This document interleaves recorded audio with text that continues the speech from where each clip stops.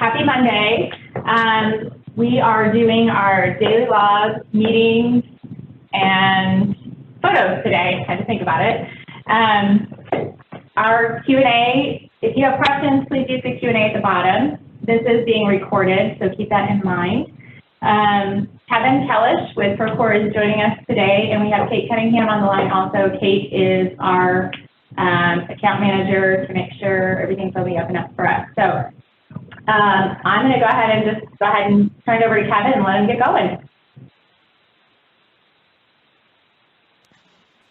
All right, thank you, everybody. My name is Kevin Kellish. I'm a strategic product consultant with Procore's customer success team. I think I joined in with this group a week or so ago, and we went over the drawings and specifications, so I'm glad to be back again.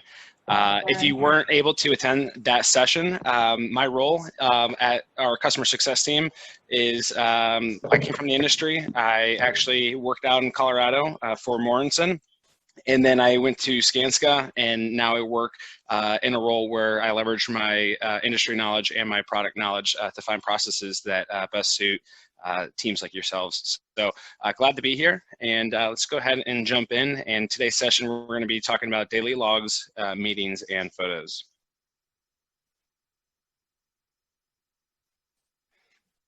So before we get started right now, you should all be seeing my daily log landing page. But before we start any project, there's one thing that I always want to emphasize that we go ahead and check, and that is our coordinates for the project. So if you're an admin on the project, you're able to go into your project tools, go into your admin settings, and from within the admin settings, you're going to be able to set the project address. Now, it should pull in the latitude and longitude for that specific project. As of lately, sometimes it hasn't been. So if it does not for you, don't worry. I just advise to go ahead and find a website like Weather Underground, where you can go ahead and get those coordinates for the project and then go ahead and manually put them in. Now, there's two benefits to having these coordinates in your project. So if I go back to my project homepage, once those coordinates are now into the project, that weather is going to populate right here on the homepage, or we'll be able to see that there. That weather is also going to be populated into the daily log.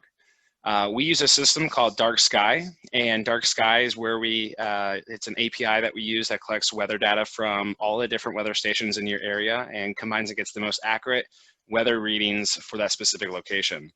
It is backed by NOAA, so if you have NOAA requirements in your contract, it would fulfill that. So that's just something to keep in mind. So let's go ahead and navigate. I'm on my daily log landing page. And I want to point out a couple things. Right now, you're seeing a few banners, a yellow banner across my screen, and I'm seeing a blue banner. Now, the pending entries, I was looking through your guys' SOPs, your procedures that you have for daily log, and I didn't see anything in there for collaborator entry. So I just wanted to hit on that. If you're not using it, maybe you can find value to this functionality. If you don't need it, then don't worry, but I want to let you know that it's available. So for a few logs, our manpower log, our daily construction report log, our deliveries log, and I believe our notes log, we have the ability to turn on a collaborator entry functionality. And what that'll allow you to do is have your subcontractors or any external collaborators that are going to be working within the daily log to submit their own entries for you to review and approve. You can always reject them, but it's just going to allow you, if you've got a larger project with multiple subcontractors, rather than taking ownership of submitting their notes or collecting their daily logs and trying to get that into your daily log and doing that duplicate entry, it's going to really reduce the amount of duplicate entry, and it's going to send it to you. So in this instance, I went in as a subcontractor, and I went ahead and I submitted my manpower for the day. So you can see here, Carl & Sons is my contractor that is working on the project. And I can see here when he submitted it, because I've got that collaborator entry functionality on, it's going to show and populate into my daily log as a pending entry. Now, I can go in here and approve. And once I approve it, when he signs into the daily log, he'll see that it's approved. And then also it's going to change to an approved status in my daily log. So I just wanted to show you that. There's also another banner, this blue banner that you're going to see, and this is going to be from missing days. So as you imagine, you're probably going to be working on the job site and have a lot of the same contractors working on today's date as you had on the job site yesterday. So in that case, when you have this functionality available, it's a setting that we can go ahead and turn on from our configuration settings. When you have it turned on, you're going to be able to select view on the right-hand side here. And when I select view, it's going to give me a list picker of all the subcontractors that I had submitted yesterday. Now, if some of those contractors did not show or they weren't planning on working today, I can go ahead and turn them off and they won't pull in, or I can just go ahead and I can leave them all checked and it would pull in all of those contractors in for today. So I'm just going to go ahead and I'm going to create a pending entry. It does not mean they're approved when they're in a pending state, like when our subcontractors submit in and we have to approve it, we still have to go through that process as well. So you can see here, those contractors were brought in as a pending state. We also have a setting enabled from our configuration settings that it's going to copy over to 0 upon copy. So we have that enabled because we don't want those contractors to be pulled in their the number of workers and the hours that they had from the previous day. So you will still have to do a manual entry and go ahead and submit the amount of workers and the hours that worked for that day. And then I'll scroll over and then I'll just go ahead and I'll select approve. So those are the two banners that I wanted to hit on. A couple things that you're going to notice on the landing page. We've got a reports dropdown. So within our manpower, for example, we're able to get reports to do some forecasting to see where we're at today and maybe forecast, for productivity. If we need to achieve certain goals or milestones, how much more manpower do we need to bring onto the job site? We've got a copy feature that's going to allow us to copy other logs. So the functionality that I just showed you allowed us to copy over the manpower, but where I see the copy logs beneficial, if I go ahead and select copy, it's going to bring up this modal where I can just go ahead and I can select the dates that I want to copy from, and then I can select the logs. And where I see this valuable is it's going to allow you to copy over other logs, not only just the manpower log, but if you have equipment, a lot of times if you're doing any self-perform work or if you've got generators or pieces of equipment that you're wanting to track usage on for your project, we can copy that equipment log over into today and we don't have to rebuild that log daily. It's going to save you some time there. All right, now I do want to get into some of the configuration settings. And so if I go to the upper right, don't worry if you do not see this. This is for admins on the tool, but I do want to hit on some of the configurations that are available to us. So right here, we said that we had the set man hours to 0 upon copy, and from your SOPs, that is going to be enabled for your projects.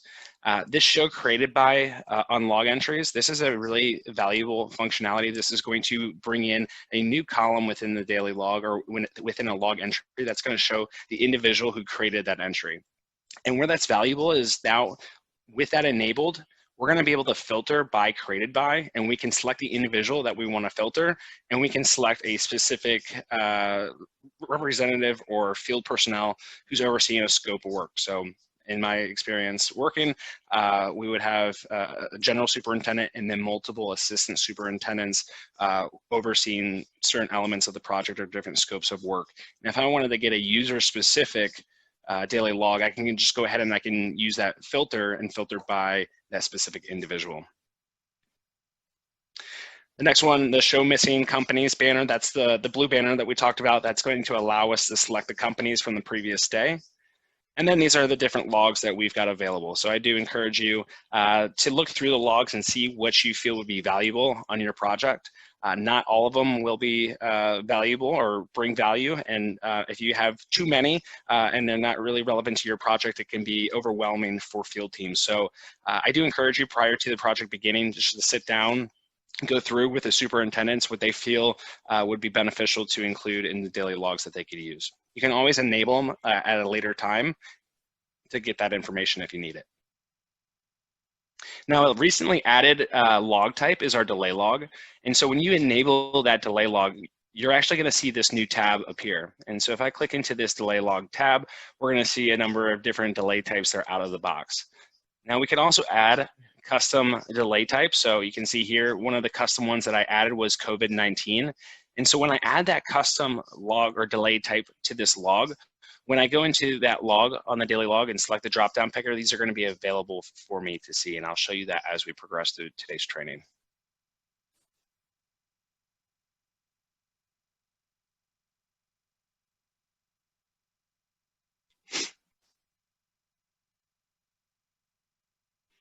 So right now, we're back to our landing page. I wanted to show you, so we've got the add filter feature right here. If I just go ahead and I click into that add filter, I can select created by, and then when I select the created by, I've got all of the different individuals on my project that exist within my project directory that I can select from. So I'm just gonna go ahead and I'm gonna select myself. And then when I choose that, it's going to populate only the log entries that I've submitted. So I can just see my daily log for the day. Now we talked about setting those coordinates, the latitude and longitude, because that weather is going to be pulled in. Now by default, just to make things faster as you're operating within the daily log, it's going to be collapsed, but you'll see this observed weather conditions here. If I just go ahead and I expand that log here, it's going to give me a snapshot of all the weather for that specific day. Now you can see here that there's different times, and if there's a different weather condition that's occurring on your project that's not being pulled in through this snapshot, maybe in between 9 a.m. and 12 p.m. There was a little bit of rain and it didn't show that within the daily log. That's what we would use the observed weather conditions for.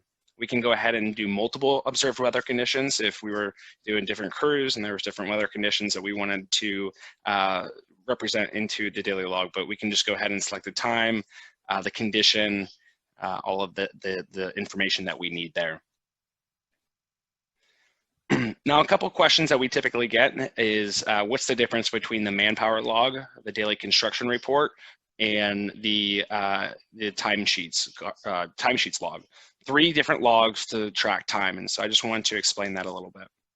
So our manpower log is just going to be more or less your generic manpower log. That's going to capture the subcontractors that are on the job site and the number of workers that they had and their time. And that's what I use. I would just go ahead and I would select engineering specialties, the amount of workers that they had, the hours, and then it's going to give me a sum of their total hours.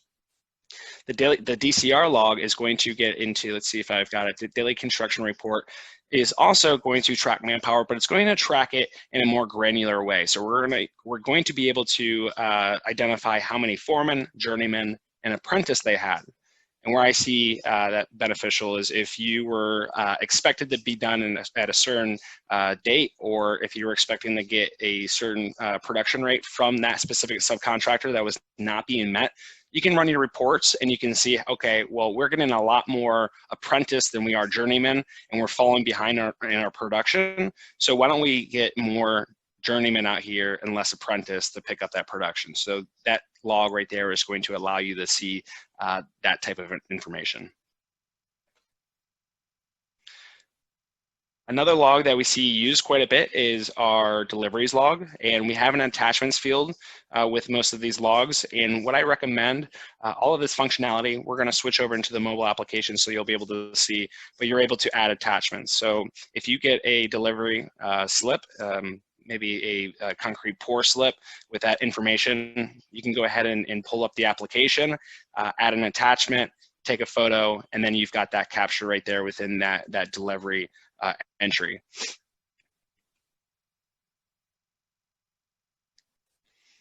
One last thing I want to show you on here is that we do have the ability now, it's a new functionality, one of the most requested for features within our user voice website where users can come in and post suggestions, is customization of daily logs. And so we now do have the ability to add custom fields to our daily logs. And so if I go ahead and I scroll all the way to the right, I've got this one new column in here. You might not see it in your log because this is something that I added as a custom field at our company level.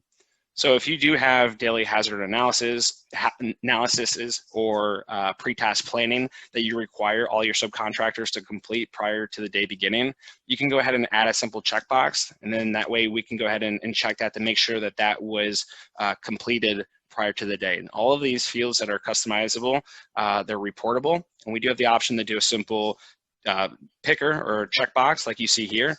We can do a free text. We can do a single or multi-select drop-down picker. So if you're trying to designate shifts, so if you had DH Griffin on your job site for a day shift and a night shift, we can go ahead and do a picker and identify day shift versus night shift. So a lot of value there and a lot of flexibility there that is now available to our clients.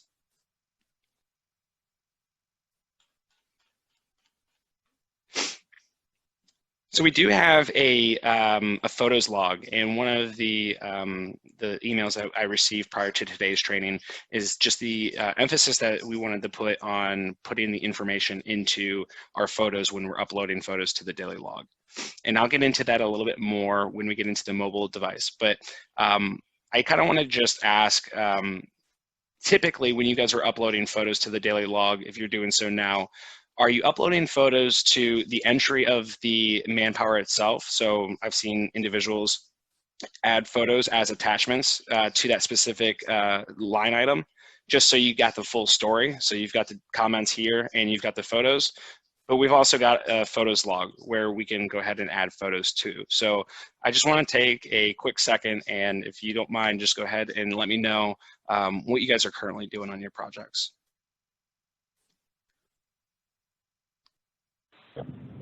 Kevin, they're typically setting them under the photos, and it's mostly superintendents or field guys that are using their iPads and loading them back. Okay, great. And that's what I recommend, and that's a best practice, and I just wanted to make sure that that is what we're doing. And the reason for that is when you're uploading them to the photos log, you're actually able to then add additional information such as location, description, trade, whereas you're not able to do that when you add it as an attachment to the manpower entry log.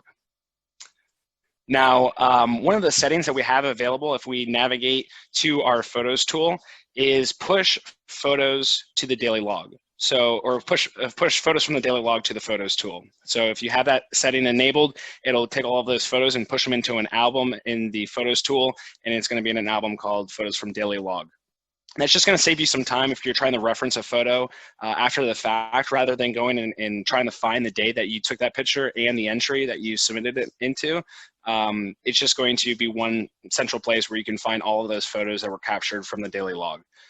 So we just want to make sure that that is enabled if it isn't.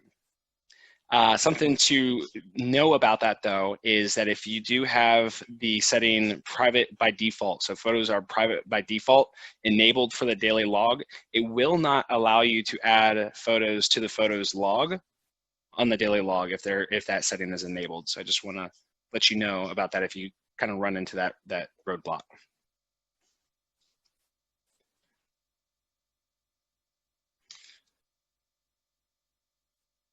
So that's all I've really got on the daily log for the web application. Maybe the last thing that I want to hit on is that within that delivery log we mentioned earlier, if we go ahead and create an entry within the delivery log, let's see if I've got, or the delays log, I'm sorry. So here's our custom delay types, so COVID-19. Two things to keep in mind. If we go ahead and create a delay and it was a multi-day delay, we are going to have to go from 12 a.m. to 11:59 of that same day. And then the next day we would have to do the same. So on today's date, we cannot currently designate that this is a 3-day delay and it will capture that. So we'll need to replicate that or copy from the previous day to pull that delay in. Also, we have a setting. So if we go into our contacts, just so you know, if we go into our directory and we go into a specific individual, their information within the directory, and we scroll all the way down to the bottom, there's a number of different notifications that are available for us for the daily log. One of them is if there's a weather delay, we can set it up so a superintendent will get an email notification or a phone call upon a delay from the weather log. And also the delay log. So if we create an entry within that delay log, it's going to automatically notify our team of that delay and that there was somebody that created that delay entry. All right, so I'm actually going to switch over. I think it's appropriate to hit on the mobile device because more times than not, you're going to be completing the daily log on the mobile device and taking photos. So I'm just going to go ahead and I'm going to switch over real quick. So give me 1 second.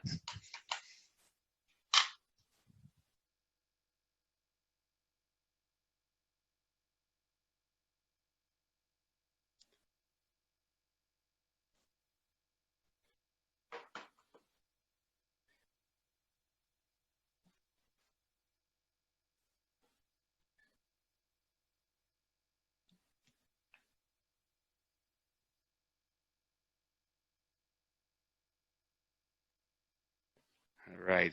Can everybody see my screen okay?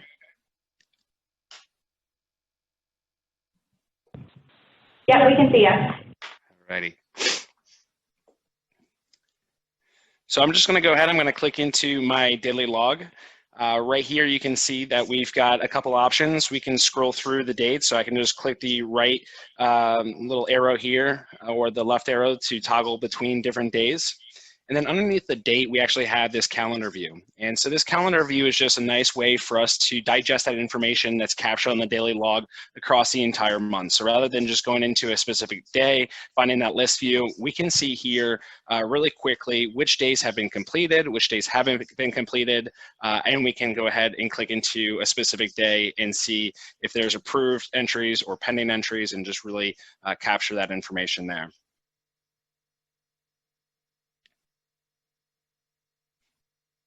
Now we talked about the copy daily log on the web application.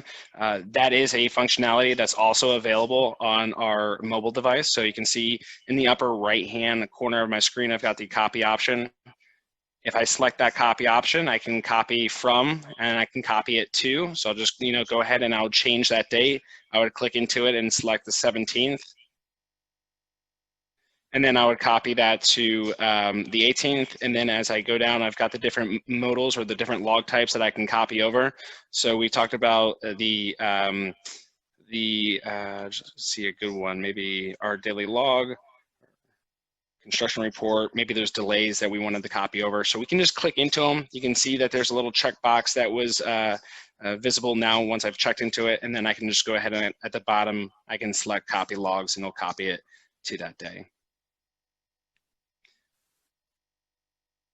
Now, if I wanted to send it to somebody, I can go ahead, I can select that square with the arrow pointing up on the right-hand side, and that's gonna allow me to email it with Procore. I can text message it to somebody, or if I had AirDrop, if there was somebody else that was in the general area as me and they had an iPhone, you can see here that I can AirDrop that to somebody else.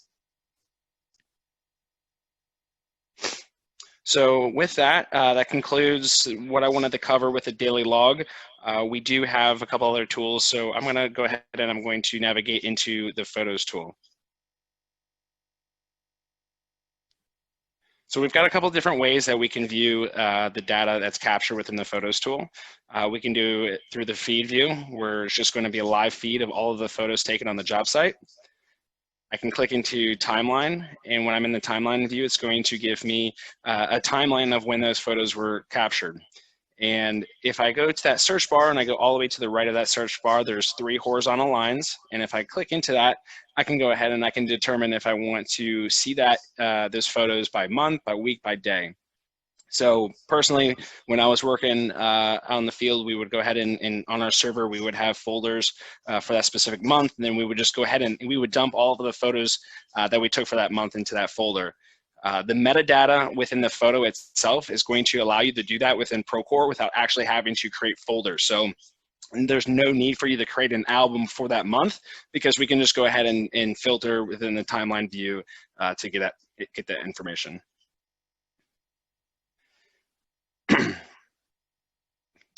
Now within the feed view, you'll see that we've got a little cloud icon on the bottom left.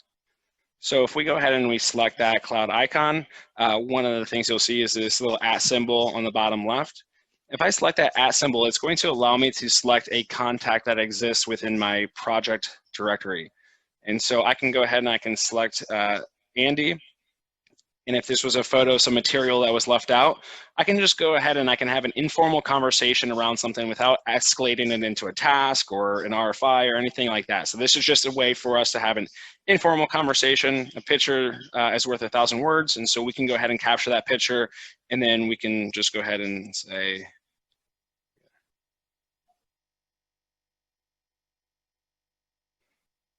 pick up material on level 2. And now when I go ahead and I send that, you can see here that that comment was captured within that photo. And now Andy's actually going to receive an email of that photo and the comment that I had. And we can go ahead within our mobile settings, we can go ahead and enable that notification. So anytime somebody mentions you on a photo, they're actually going to get a little notification on their phone. So that's just a nice feature that some of our clients don't know about. The next thing I want to talk about, so on the upper right-hand side, we've got the little camera icon. If I just go ahead and I select that camera, that's how we would take a photo. Here is my living room working from home like most people in America. And I can go ahead and that blue bar on the top here, it's saying that it's going to populate this photo into the unclassified album. If I wanted to change that, I would just select that blue bar and then it gives me a list of all the different albums that I can choose from. So if I was doing a concrete pour or exterior site work and I wanted to send this photo into that, I would just go ahead and I would select that album. Now on the right-hand side, we've got a couple options. We've got our big white circle that's going to allow us to capture that photo. And then right above that, we've got a little circle with a T in the middle. What that is going to do is actually enable time-stamping capabilities. So if we just go ahead and turn that on, it's now going to capture the date and time on the bottom right-hand corner of that photo. So I'm gonna go ahead, I'm gonna select that photo, and when I took that picture, it actually put it right underneath the white circle. I'm going to click into it, and now I've got the ability to add details. I can mark it up, or I can go ahead and delete it. So if I go ahead and I select details, you can see that I can go ahead and add a description, which is a best practice. We want to capture that information. What was that photo about? Because if we're referencing that photo at a later time, and if it was maybe some MEP work or above ceiling, we don't know where that photo was taken or what it is of. So we want to make sure that we're capturing this information here, designating the location, the trade if we want to, and then we can go ahead. I want to make them private.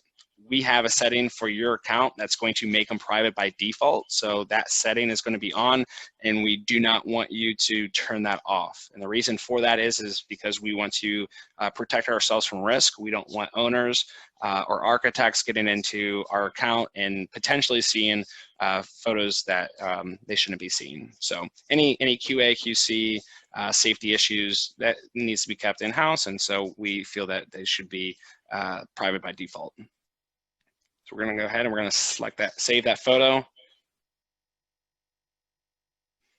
And now I can go ahead and I can select done. You'll see that that exists within that time or that feed view. Now, if I go ahead and I go into my timeline, which is a nice feature that is kind of under the radar, I can go ahead and I can select a photo, and I can select the, let me see if this exists.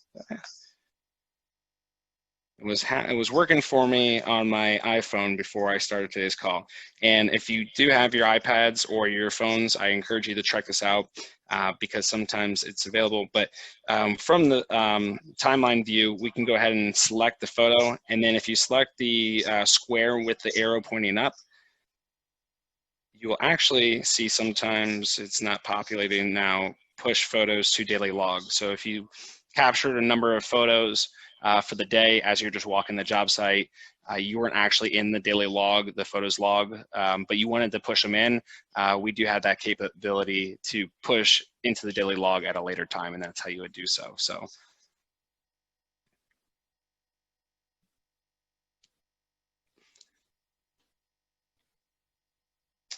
So that is what I have for photos.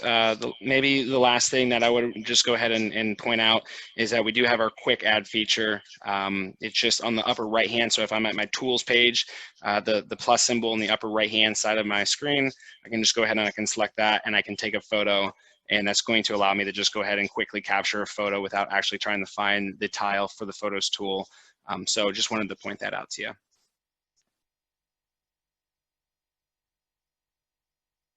All right, so with that, I'm actually going to get out of my mobile device. I'm going to go back to my web application, and we're going to wrap it up. We're going to talk a little bit about our meetings tool and open it up for any questions that the group has.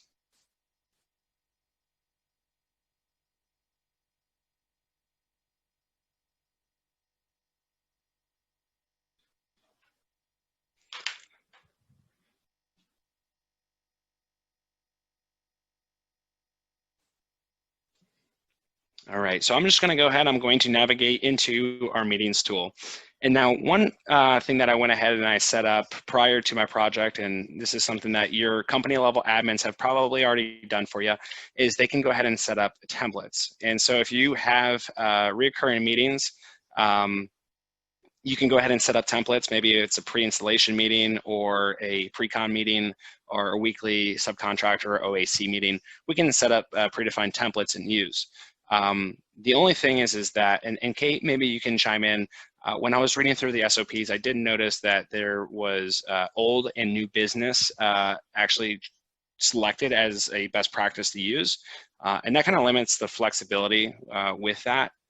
Unfortunately, with the old and new business, you're not able to use those templates, just the way that our code is set up and how Procore recognizes old and new business. It won't allow us to use those templates. So I just wanted to kind of get some feedback there and just to make sure that that is what we prefer to use going forward. Julie, do you want to give some insight into that particular piece? Does that have to do with the PDF or? That may change, and if it does, I'll send something out. As of right now, we don't have a library of different meeting templates. Would you like me to go through? I do have a library built out just to see what that would look like, what that process would look like, or do you want me to continue on? If I just go ahead and I use old and new business, we would just have to go ahead and create a new meeting and some of the agenda items and talk through how we would do that right now. So I just want to ask you and see what you prefer. Let's go through it like it is now. Okay. For now, yeah. Alrighty, sounds good. So the next thing that I want to hit on while we're in our configuration settings for our meetings is the show previous meeting minutes. So this number will dictate how many meeting minutes or how many previous meetings will be pulled in if you do a follow-up meeting. So a lot of times if we're doing an OAC meeting that's going to progress through the course of the entire project, we're just going to go ahead and we're going to do a follow-up meeting. It's now going to name that new meeting number 2 rather than 1. And any items that were still open, they'll carry into the new meeting template or the new meeting agenda. And it'll also pull in the past, depending on what I set here, the past meeting minutes. So in this case, the past 3 meeting minutes or the past 3 meetings that we had, what was talked about. So I'm going to go ahead, I'm going to update this. I'm going to create a new meeting in the upper right-hand side of my screen.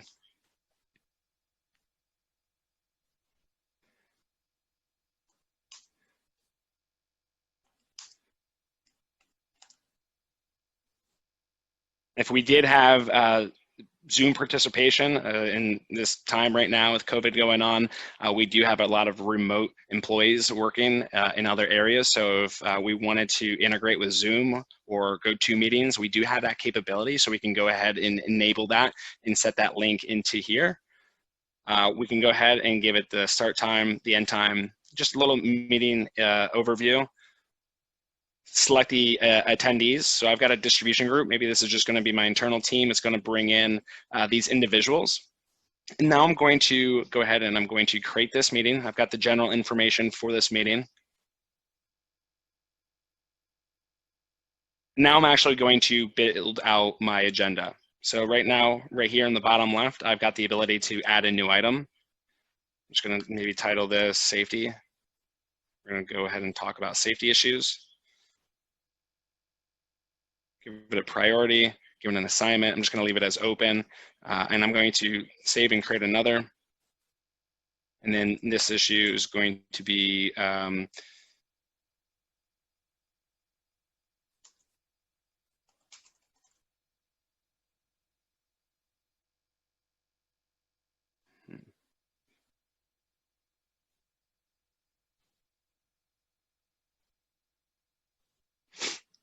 I don't know why it duplicated it and didn't pull in the title.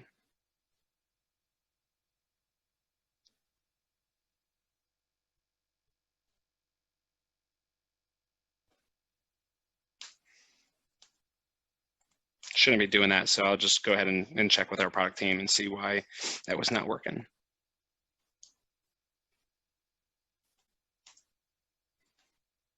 Okay, so now I've got my new business items. I've got my agenda built out. I'm just going to go ahead, I'm going to scroll up, and now I'm going to distribute the agenda. Now, when you distribute the agenda, it's actually going to send it out to all of the scheduled attendees in an email. And within that email, they've got the ability to go ahead and add it to their Outlook calendar right from that email itself. So we'll go ahead and distribute that agenda. I'm going to select OK. And now once we host the meeting, once we have the meeting, we're actually going to convert it to minutes mode. So a lot of times what I like to do is just go ahead and have a laptop open. If you have a scriber or somebody that can take the minutes as you go through the meeting, just go ahead and convert it to minutes mode. And as I go through here, I can just go ahead and document those minutes. So you can see here underneath that specific item, the chilled water shutdown, I've got my official documented meeting minutes, and I'm just gonna go ahead and select edit. Will proceed with dates as planned. I'm going to leave that as open, and I'm just going to go ahead and I'm going to select save. And then if I had, safety, no safety issues on site this week. So I'm just going to go ahead, I'm going to save those meeting minutes. And now the last step that we want to do is we want to distribute those meeting minutes. If you want to see what that looks like, I'm just going to go ahead, I'm going to run a PDF, and I'm going to show you when you take those meeting minutes, what that will look like. So we'll see new business. We can just see our topic, the official documented meeting minutes, and nice and clean for everybody to see. We've got the scheduled attendees right there. And also I can go ahead and I can identify if those attendees that we thought were going to be joining us were present, absent, if they conferenced in. So we can just go ahead and put that information in right here. After we distributed those meeting minutes, we can go ahead and create that follow-up meeting.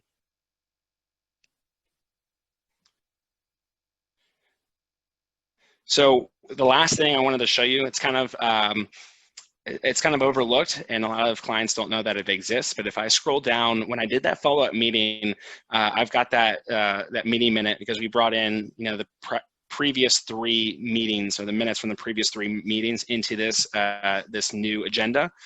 If I just hover over on the left, right to the left of the date from when that meeting existed, it's going to give me this star. And I can go ahead and I can click into that star, and it's going to highlight it. What that's going to do is actually pull in that meeting minute for the rest of the project if I wanted to, until I unstar it. And so where that's valuable is if you have a specific item, maybe a chilled water shutdown, or valve shutdown, steam shutdown, something that you want to have over a long duration because you're planning for it. We can go ahead and star that first one, and then we can just go ahead and bring in the latest 2 information items. So we can always see where did that meeting minute exist, or where was it initiated from, and then where are we at with that now. So I always go ahead, that very first item, I always star just so we can have that history. Where did it begin? How did it originate? And then it's going to bring in the next 3 meeting minutes so we can kind of see where we're at as of today. We can go ahead, when I went and I selected that follow-up mode, same thing as when I initially created that meeting. It's just going to give me that general information. I can go ahead and I can delete or add attendees to this list. I can add attachments. So if I had logistics plans, or maybe reports, punch list reports that I wanted to pull in and show them, I can add those attachments here. And now I'm just going to go ahead and I'm going to select save.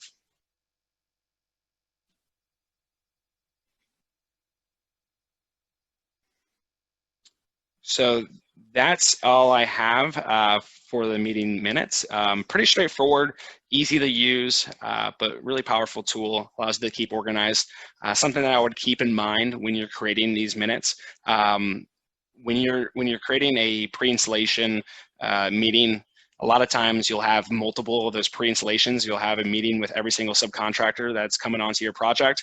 And then when you go to reference that specific meeting, or those meeting minutes that were from that meeting, when I go into meetings, now I've got a list of subcontractor pre-installation meetings, and it's hard for me to identify which subcontractor it was. So when I was working in the field, I would just go ahead and in parentheses, go ahead and put the subcontractor name right after the meeting title. So when I'm going to reference it after the fact, it makes it a little bit easier for me.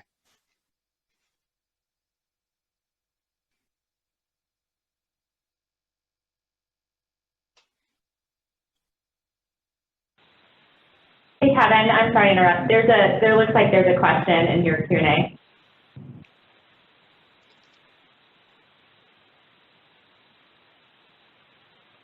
So the question that we have is there a way to add blank space in the meeting agenda under each meeting item to take written notes? That's a good question. I have never done that just because I've always just had my laptop and done it as we went through. I would test maybe when you go ahead and create that. So if we just go into the meeting that we just created, and then within the agenda, maybe just going ahead and doing a lot of spaces. I would have to play around with that. I don't know off the top of my head, and that's a good question. And I'm pretty sure that's something that has been added, that can be added through our customs team, but we would just, Julie, we just have to make sure if that's something that, you know, everybody wants across the board, we could probably do something like that. Okay, thanks, Kate. Yeah, it doesn't look like you can initially when you're creating that agenda item, but as Katie mentioned, it can be solved through the solutions team.